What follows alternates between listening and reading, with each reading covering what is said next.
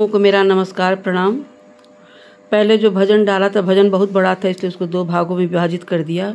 ये दूसरा भाग है, बिल्कुल वैसे ही है। सुनेंगे तो आपको बहुत अवश्य अच्छा लगेगा और लाइव सब्सक्राइब भी करिएगा उसी हिसाब से।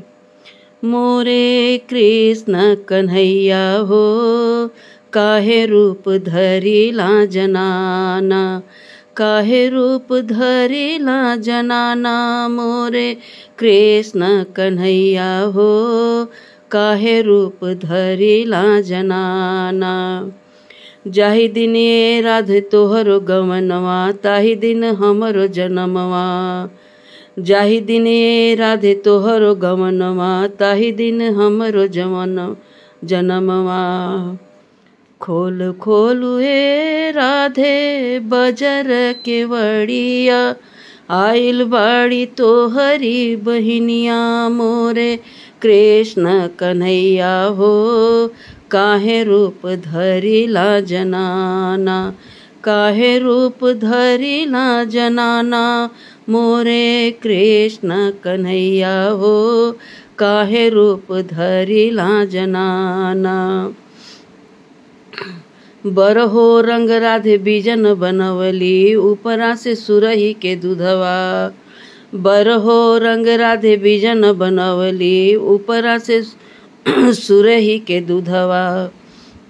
दोनों बहिनी मिली जेवन बैठे, जेवना जेवेला मर्दनवा। मोरे कृष्ण कन्हैया हो, काहे रूप धरिला जनाना। जेवना जेवेला मर्दनवा। मोरे कृष्ण कन्हैया हो, काहे रूप धरिला जनाना, काहे रूप धरिला जनाना।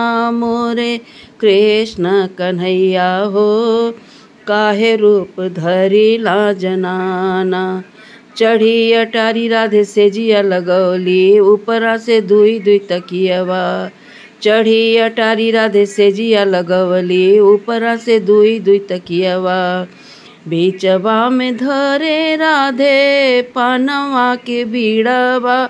मोरे कृष्ण कन्हैया हो, काहे रूप धरिला जनाना। दोनों बहिनी मिली सोवन गईली, दोनों बहिनी मिली सोवन गईली। से जिया पे श्याम जी भइल मर्दनवा। मोरे कृष्ण कन्हैया हो, काहे रूप धरिला जनाना, काहे रूप धरिला जनाना। मोरे कृष्ण कन्हैया हो, काहे रूप धरिला जनाना। पाँव पैजनिया हाथ में चूड़िया, माथे बिंदिया सटाई। पाँव पैजनिया हाथ में चूड़िया, माथे बिंदिया सटाई।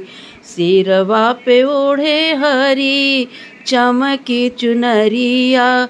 मोरे कृष्ण कन्हैया हो, काहे रूप धरिला जनाना, काहे रूप धरिला जनाना। जय श्री कृष्ण।